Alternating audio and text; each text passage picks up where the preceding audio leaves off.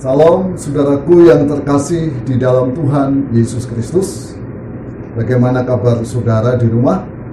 Harapan saya, saudara dalam keadaan sehat dan penuh dengan berkat Tuhan. Saat ini saya akan menyampaikan firman Tuhan masih berkaitan dengan kebangkitan Tuhan Yesus dari antara orang mati. Terambil dari Injil Yohanes pasal 21. Ayat 1 sampai ayat yang ke-6. Saya akan bacakan buat saudara. Kemudian Yesus menampakkan diri lagi kepada murid-muridnya di pantai Danau Tiberias, dan ia menampakkan diri sebagai berikut. Di pantai itu berkumpul Simon Petrus, Thomas yang disebut Didimus, Nathanael dari Kana yang di Galilea, anak-anak Zebedius, dan 2 orang muridnya yang lain. Kata Simon Petrus kepada mereka, "Aku pergi menangkap ikan." Kata mereka kepadanya, "Kami pergi juga dengan engkau." Mereka berangkat lalu naik ke perahu. Tetapi malam itu mereka tidak menangkap apa-apa. Ketika hari mulai siang, Yesus berdiri di pantai. Akan tetapi murid-murid itu tidak tahu bahwa itu adalah Yesus. Kata Yesus kepada mereka, "Hai anak-anak, adakah kamu mempunyai lauk pauk?" Jawab mereka, "Tidak ada." Maka kata Yesus kepada mereka, "Tebarkanlah jalamu di sebelah kanan perahu, maka akan kamu peroleh." Lalu mereka menebarkannya, dan mereka tidak dapat menariknya lagi karena banyaknya ikan. Saudaraku yang terkasih di dalam Tuhan, kebangkitan Tuhan Yesus bukan hanya soal hidup kekal, bukan soal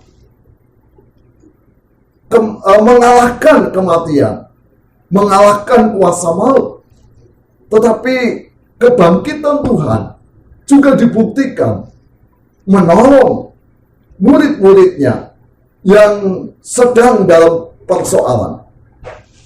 Diceritakan tadi, murid-murid Yesus, yaitu Petrus dan kawan-kawannya, pergi ke Danau Tiberias untuk menangkap ikan.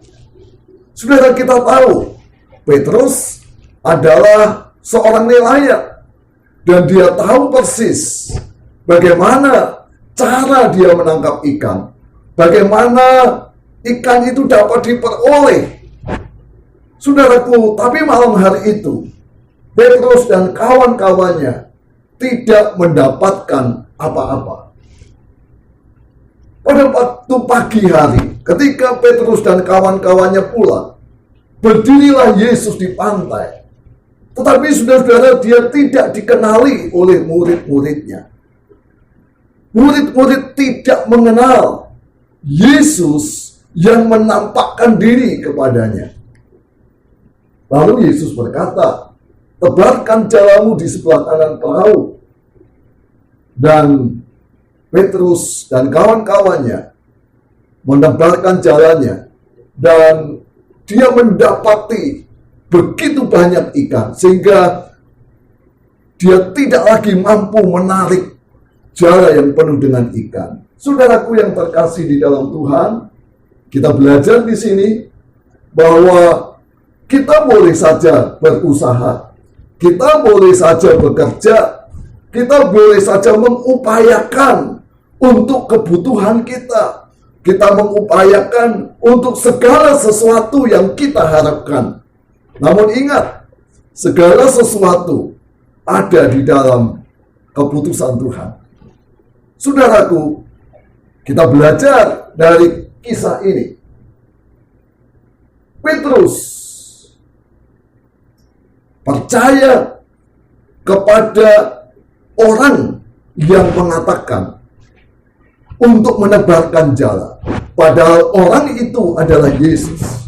Petrus sama sekali dia tidak mengetahui itu adalah Yesus. Tetapi sungguh luar biasa. Sekalipun dia tidak tahu kalau itu Yesus, namun dia percaya. Terlebih saya dan saudaraku, saudara dan saya adalah orang yang mengerti dan percaya kepada Yesus yang sudah bangkit dari antara orang mati. Tentunya saya dan saudara harus lebih percaya kepada Yesus. Saudaraku yang terkasih, menjadi orang percaya tidak hanya dalam kata-kata. Menjadi orang yang percaya kepada Tuhan bukan hanya sekedar itu ada di hati kita, tetapi menjadi orang yang percaya harus diikuti dengan ketaatan. Petrus dan kawan-kawannya, dia tidak hanya percaya kepada orang yang mengatakan itu, tetapi saudara, dia taat kepada perkataan orang itu. Apa yang terjadi ketika Petrus dan kawan-kawannya taat dengan menebarkan jalannya? Ia mendapat ikan yang begitu banyak. Saudaraku yang dikasihi oleh Tuhan, iman dilanjutkan dengan ketaatan. Jangan hanya iman kita berhenti di kata-kata. Jangan hanya iman kita berhenti di pikiran kita. Kita tidak taat melakukan firman. Saudaraku yang terkasih di dalam Tuhan, apa yang Yesus katakan kepada saudara, itu yang saudara harus percayai. Dan itu juga yang harus saudara lakukan. Saudaraku yang terkasih di dalam Tuhan, Petrus tidak berbantah-bantah. Petrus tidak komplain. Tuhan, saya orang yang berpengalaman. Semalam-malaman saya mencari ikan, nggak dapat. Dia tidak berbantah-bantah dengan apa yang dikatakan oleh orang itu, yang notabene adalah Yesus. Seringkali saudara-saudara, banyak orang berbantah-bantah ketika diminta untuk percaya dan taat. Mereka mulai berargumen dengan berbagai macam dalih, berbagai macam alasan, berbagai macam teologi. Ini begini, ini nggak begitu. Saudara-saudaraku, Tuhan minta kita untuk percaya dan taat melakukan firman. Saat ini, apa yang saudara hadapi? Bicara soal pekerjaan mungkin, soal bisnis mungkin, soal keluarga mungkin, soal studi, ataupun soal-soal yang lain.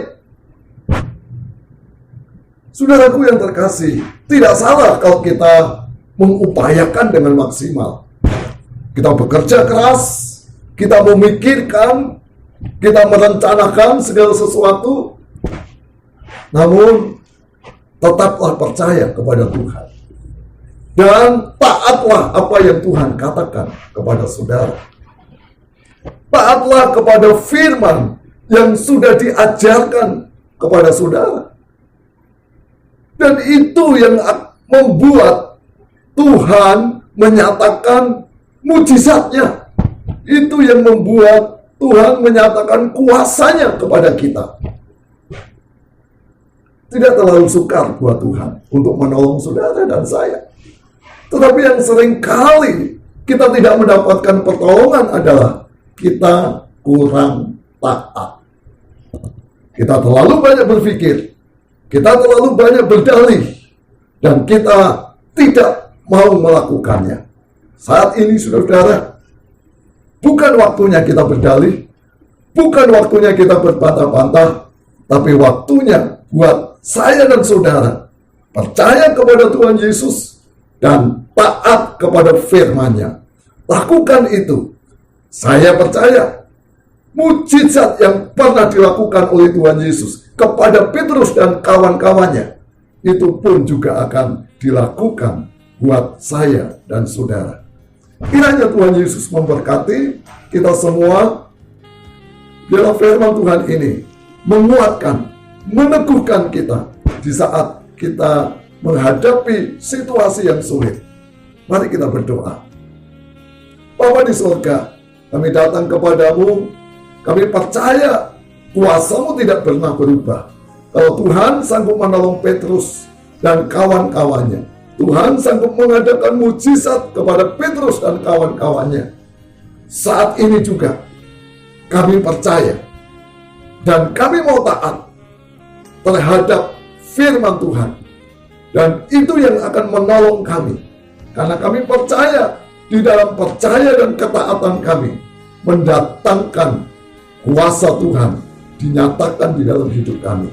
Apapun pergumulan kami, apapun kesukaran kami percaya ketika kami belajar percaya dan taat pada firman, maka Tuhan akan melakukan perkara yang besar bagi kami.